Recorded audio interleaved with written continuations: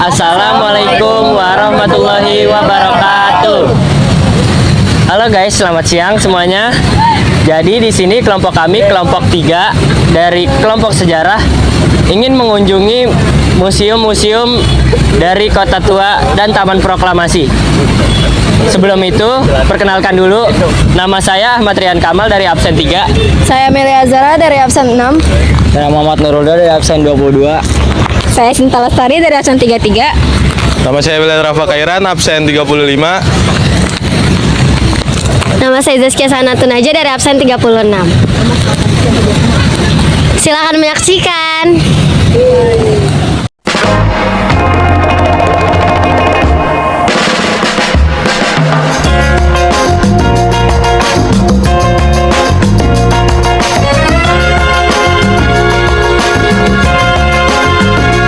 In this night, a starless sky, my baby told me with a sigh, saying words that came across as a doubt.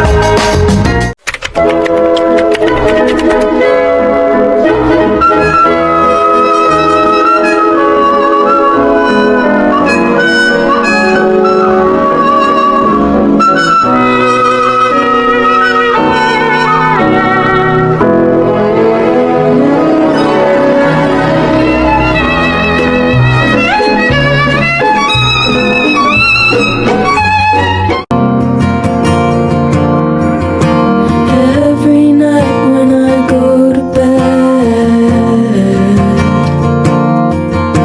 spend a meal ashamed.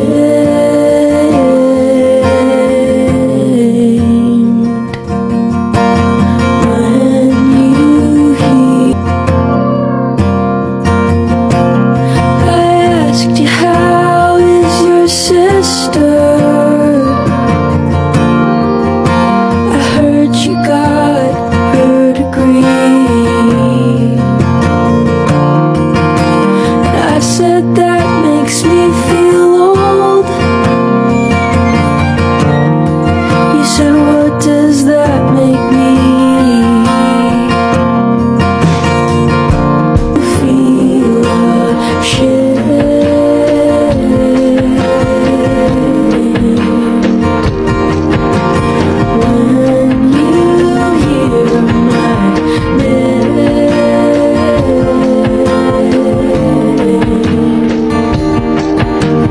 Sini saya akan menjelaskan bank sebagai alat revolusi.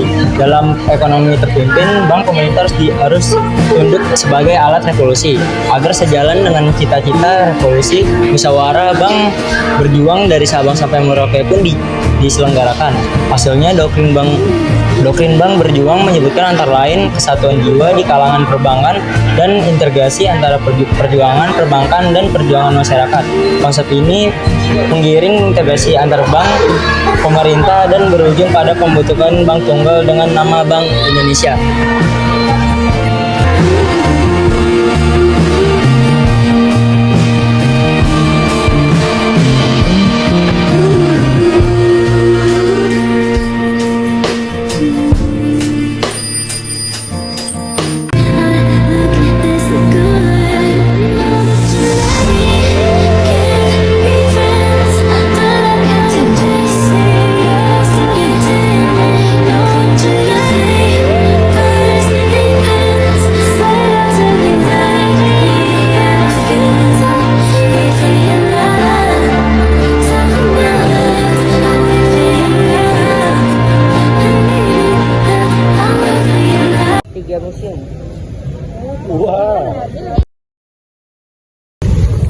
Halo guys, sekarang kita sudah berada di Museum Seni Rupa.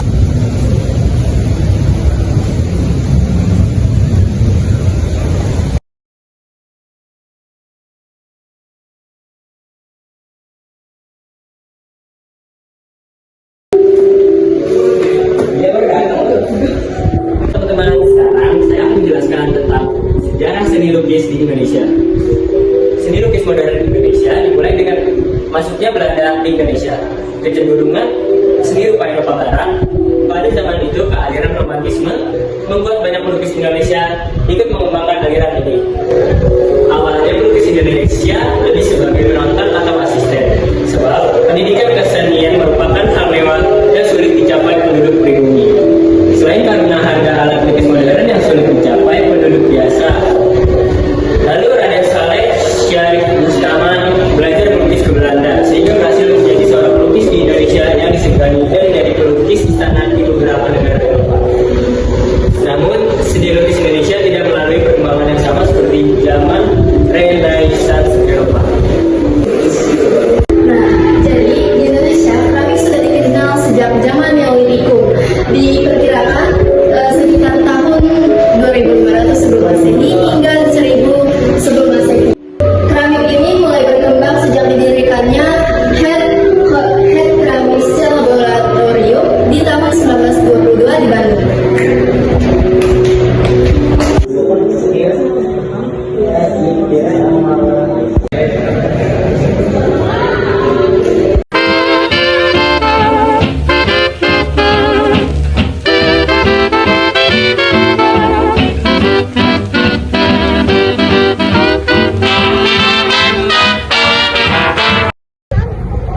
Nah, halo teman-teman. Sekarang kita sudah berada di Taman Proklamasi. Jadi di sini ada Tugu Proklamasi, yaitu adalah Tugu Peringatan Proklamasi Kemerdekaan Republik Indonesia yang berdiri di Kompleks Taman Proklamasi di Jalan Proklamasi Jakarta Pusat. Nah, taman tersebut berlokasi di bekas kediaman Soekarno di Jalan Pegangsaan Timur nomor 56. Lalu rumah yang menjadi lokasi pembacaan proklamasi kemerdekaan kini sudah dihancurkan sejak tahun 1960-an. Nah, tugu lainnya adalah Tugu Petir yang berbentuk tinggi sepanjang mengantarkan petir di puncaknya. Petir di atasnya sebagai simbolik bahwa ketika Indonesia merdeka itu di luar perkiraan, seperti petir menyambar di siang hari. Lalu pada tulisan yang tertera di lempengan logam yang ditempel di tugu petir terdapat informasi lokasi persis teras tempat teks proklamasi dibacakan di tanggal 17 Agustus 1945. Nah, sekarang di belakang saya sudah berada dua patung Soekarno-Hatta berukuran besar karya Hayyo Manuarta yang berdiri berdampingan, mirip dengan dokumentasi foto ketika naskah proklamasi pertama kali dibacakan. Lalu di tengah-tengah dua patung proklamator terdapat patung naskah proklamasi yang terbuat dari lempengan batu marmer hitam dengan susunan dan bentuk tulisan mirip dengan naskah proklamasi asli.